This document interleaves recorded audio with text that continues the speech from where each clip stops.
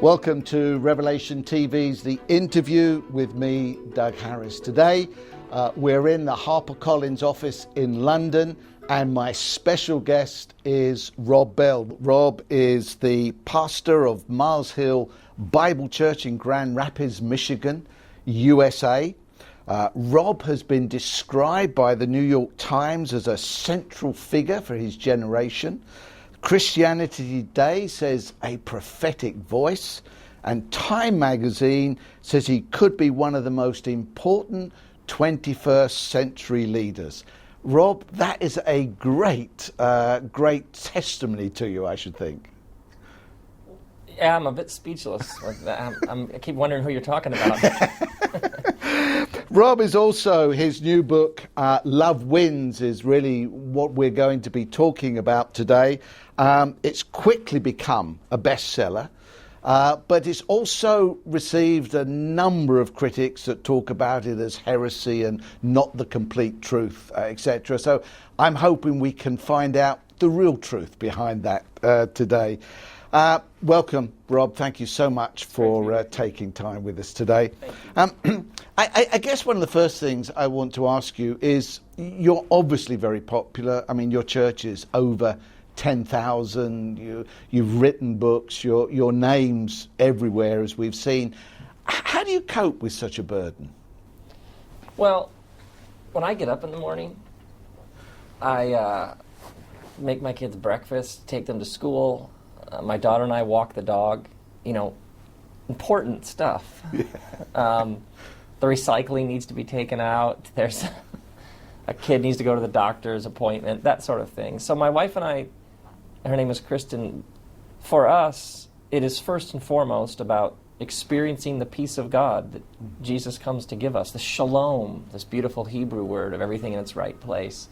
First and foremost, it's about this peace being experienced in our home with each other and our friends and in our community. So, and then after we walk the dog, and I sit down at my desk, and it's either a sermon or a film or a book, or there's something that's in me that I have to get out, or I'm going to spontaneously combust. So that's the joy for me, is making things, and then the fact that I get to share them with people, and it might mean something to somebody. That's sort of beyond my comprehension. So like in our church, I teach about a little less than half the Sundays, that whatever the next scripture is, whatever we're going to be working through the book of 1 John over the summer. So the next couple of verses, and what's in there, and what do the words mean, and what have commentators said about it, and what's it speaking to us, and what's it doing to me? And then there are these moments of, oh my, this is brilliant. Everybody needs to hear this. So how can I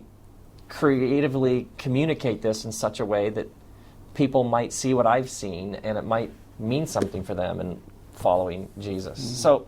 So that's sort of how I orient myself, and these things that you've said about me, these accusations or these claims, whatever the sort of larger how it's received, that I can't really control that. I can try and just stay true to my calling. I want people to meet this resurrected Christ who I've met, who I believe changes lives. Mm-hmm. And I believe millions of people need to hear good news. And so I'm sort of trying to do my part, but it begins with the sort of everyday discipline and joy and routine and ritual that's yeah. I love it. You appear to. I have to say, you really do. Do you ever have a fear that because you've got so many followers, they're just going to do what you say without checking it out for themselves? Has that ever worried you? I must be careful what I say because of the people that will listen and do it. Yes, and I have great friends. I have a friend named Tom who I think he calls me every day, and they tell me the truth.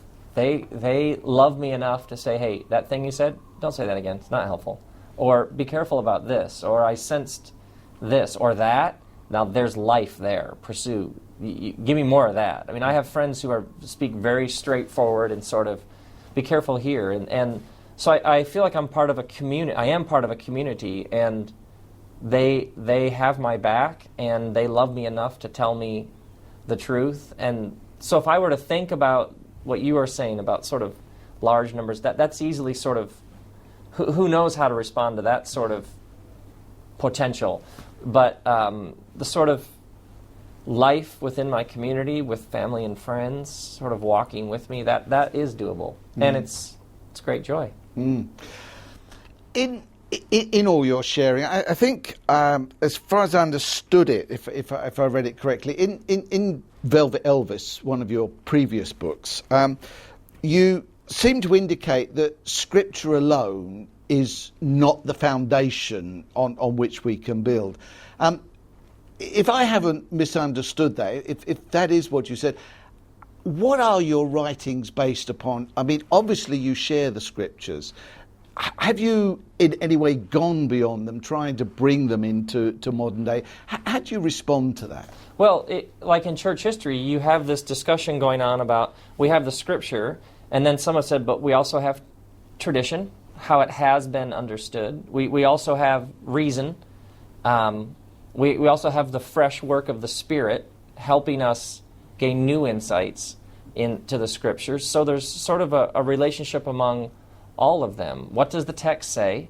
What is the text saying to us now? How have others interacted with this text? Is anybody else in the Christian community seeing the same thing? Are there any obvious pitfalls or dangers here that we need to be careful of? Has anybody else pointed them out? And I have great friends, great students of the text. Just this past week, a friend of mine leads trips in Israel and in Asia Minor to the early church sites. And I was preaching on the city of Sardis and contacted him because he literally leads tours of Sardis. So he has the archaeology and the history and the sort of socioeconomic, political background of the city. He can do days of lecture on this particular mountain and what happened there in the year 500. I mean, that level of sort of...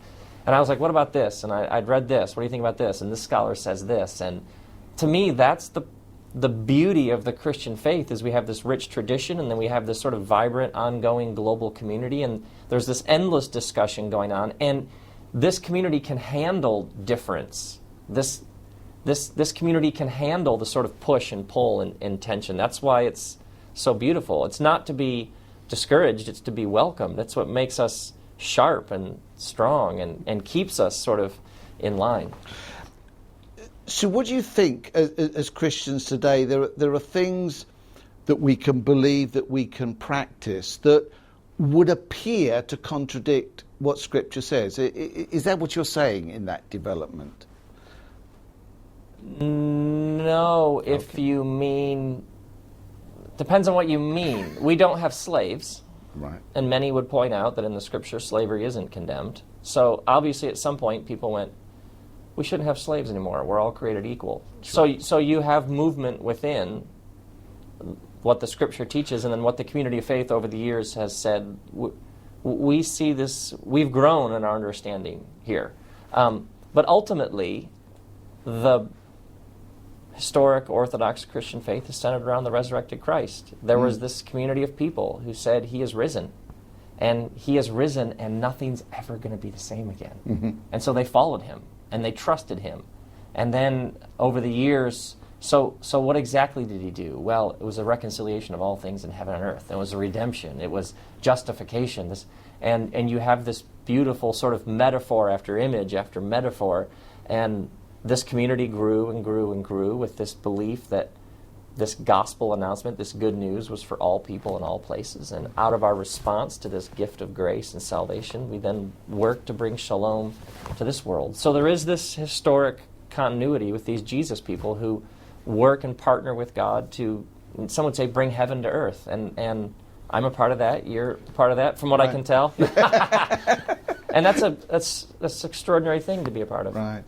I guess I was talking more from some of the central doctrinal issues, but we will come back to that again, I think, when we get into some of the areas of Love Wins. But maybe first of all, I mean, the book has brought a lot of controversy, and I think some of the criticism I've read, and I'd like to hear how you feel about this, basically said they don't feel you've answered the questions you set out to ask, and maybe haven't always shown exactly where your thinking has come from, so citations of various material. I mean, do you think that's fair? I mean, I understand in a book, in the end of 100 and odd pages, you can't cover every single thing. But do you think that's criticism's fair? And do you think you should have done something more on that? How do you respond to that? Are there questions that I don't answer? Yes, because I can't. That's why I raised them. We can't know some things. And actually, it's very important that we acknowledge when we are speculating. And then secondly, do I, in however many pages the book is, show where every single thing came from? No, I don't. And if I did, it would probably be a very ugly drawing of like, this guy said this, and then I was at a party and heard this person say this, and I was reading a magazine and came across this article and made me think of this, and then this passage in First Hezekiah. That's a joke. Yes, like, we got it. Yeah. You know what I mean? Like, how you have been shaped. If you were to say, like, you're very passionate about this or convicted about this, where did you get that? You'd probably be like, well, that comes from this, which came from this, which grew out of this, and then I had this experience, I interacted with this person, then I heard this teaching, and then it melded into those events. So of course, you can always do that sort of work, but there's a point at which when you're writing a book, and like in this book, of sort of this massive thing, part of the discipline of it is, if I go down that rabbit trail or I pursue that tangent, I distinctly remember moments in the book like, man, there's so much right here. Like, there's so many questions, there's so many things this raises. But if I do that, then that's the next 25 pages, and now I'm 4 clicks away from the thing I'm trying to do here. So, yeah, and when you talk about the divine, if God, like Moses says, this God is without shape or form, when you talk about God, you are talking about a being who has no boundary or any attempt to categorize or label. You will be unable to do that. Even with our sort of intellectual abilities, we'll run out of space in there. Yeah. So this is always the task of writing about God, is you do everything you can to be as clear as possible while acknowledging that you will fall short. That is the humility built into the exercise. Do you feel, as a result of some of the response you've been getting, that maybe there are other areas that you need to cover, that you need to go back to again? Has that come back to you? Well, really that's a great question. Whenever you write, you know that you are giving your best shot at a contribution to the discussion. And I actually think it's very important for Christians. We have been discussing these things, people of faith, for hundreds, thousands of years. Job's friends sit in the dust with him, and one has this opinion and one has this opinion, and then Job's like, well, I think, and what about, and then God shows up, and there's this sort of rant, throwdown, sarcastic, beautiful, where were you? And I do the lightning bolt say to you, here we are. I mean, this is beautiful sort of sarcastic poetry, ultimatum that God gives them. That how do you even respond to that? So even within the biblical tradition, you find heated, passionate, intense discussion about the things that matter the most. So this book is my contribution. I'm a pastor, so I interact with lots of very real people who have very real questions. I'm always sort of studying the scriptures, because Sunday, as we know, is always coming. And this is my attempt maybe to help people see a God who wants to know them and meet a resurrected Christ who I believe saves and redeems and heals and centers us and gives us a path, a way to live in the world. That's what it is. It's pastor from Grand Rapids, Michigan, contributing to the conversation. And there will be other books, and there will be critiques, and there will be, what about this? And maybe you could flesh this out. Wonderful. Great. Of course. Welcome it. And I mean, within it, I mean, for instance, I mean, hell, obviously, and we're going to be talking a little bit about hell, which won't surprise you later on. But hell is very central to the book and what God does. But you spend some time talking about the word Gehenna.